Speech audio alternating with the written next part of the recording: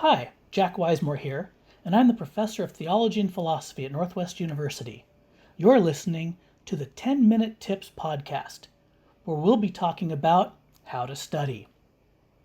Now, over the years, I have talked with many students about how to study better. Today, I want to share with you some of the most helpful principles and concrete practices that have helped students study more efficiently and effectively at Northwest University. Let's start with some general principles. Right out of the starting gate, number one, start sooner rather than later. Repetition and review allows you to drive things into long-term memory. This is incredibly important. It's especially important when you realize that cramming the night before an exam actually adds stress, which actually deters your ability to memorize things. So start sooner rather than later. Second general principle, minimize distractions.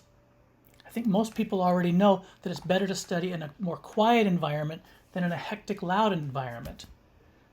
Especially in the last few years, it's become increasingly important to recognize that we do not multitask.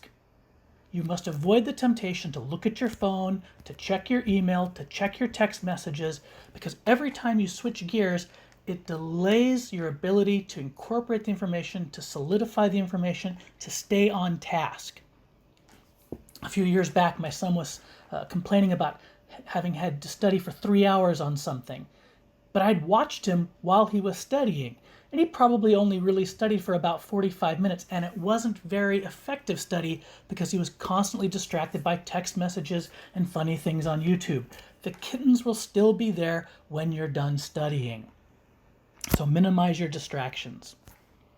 A third general principle, get sleep.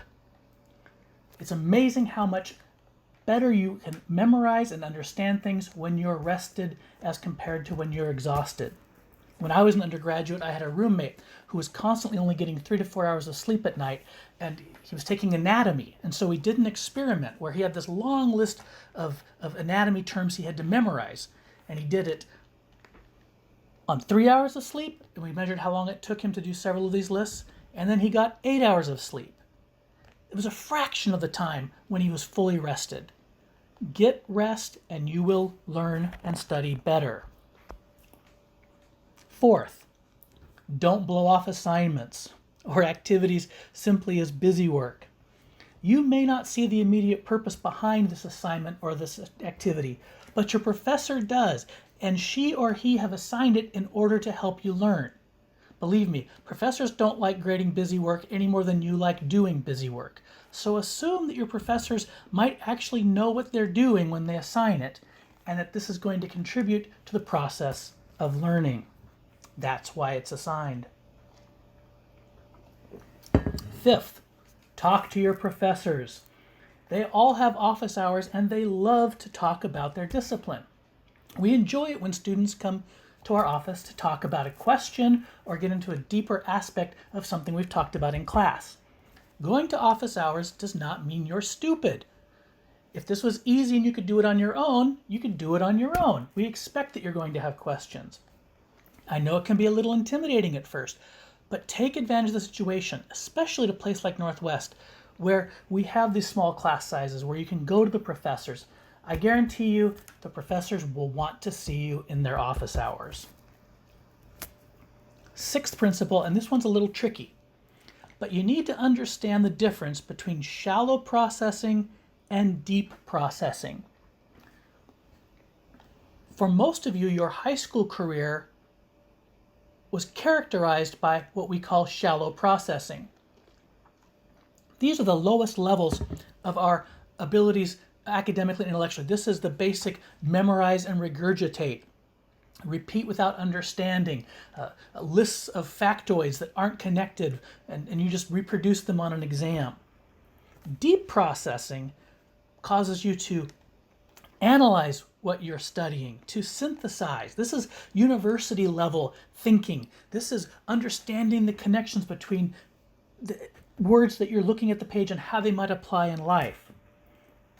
This is especially important as we look at the particular practices, that can be done, because these practices we're going to talk about in a second can all be done at a shallow level, which is very ineffective, or at a deep level, which can be very effective.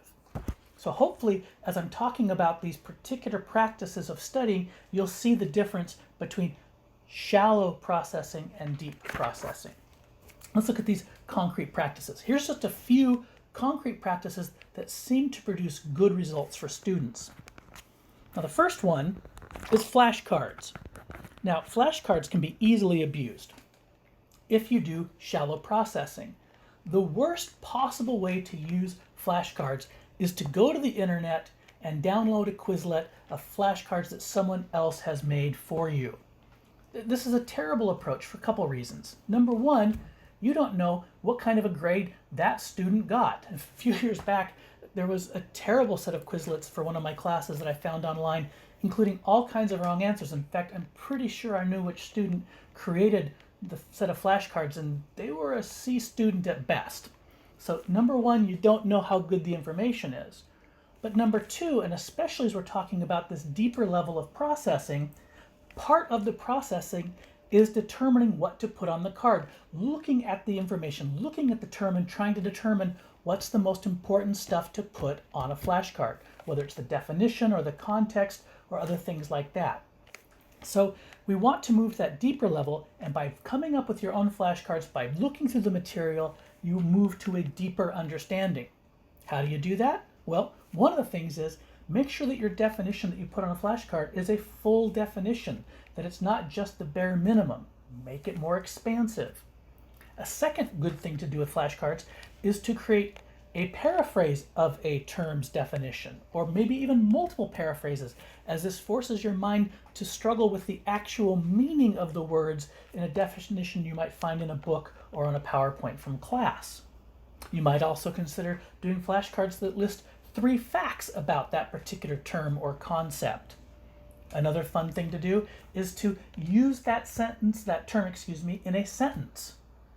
Construct multiple sentences where that term would or wouldn't work, and then try to remember which one is the proper kind of use of that term.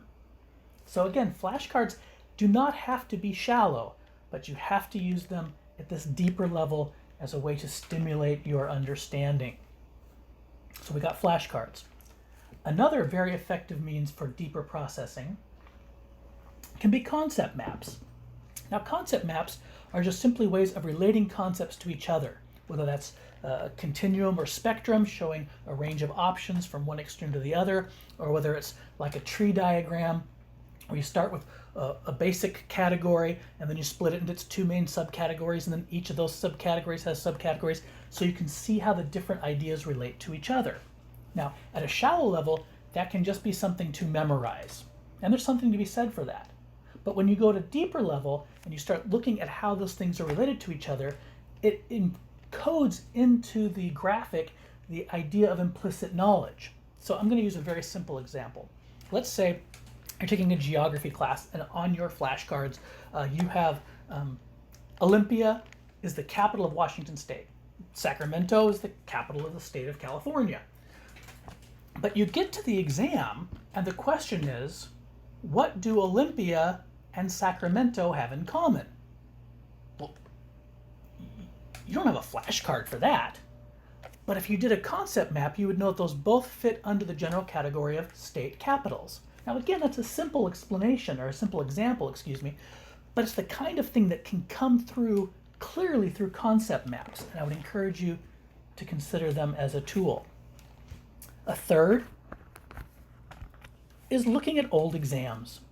Now, you don't look at old exams just to memorize the correct answers to particular questions from the old exam. That's shallow processing. But look at the exam for the style of questions so that you're not caught off guard by something you haven't seen before. Look and see what kind of topics matter to the professor. These are ways of using those exams to help feed and fuel deeper understanding. Finally, group work. Group work is great if it's done right. The worst way to do a group is to have one person there be the answer person, that everyone else just copies their cards, copies their notes, that they correct.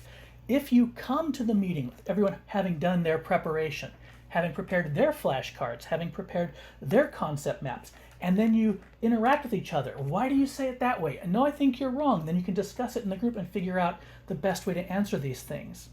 That's the way to do a good group, not just have the guru who tells you all the right answers.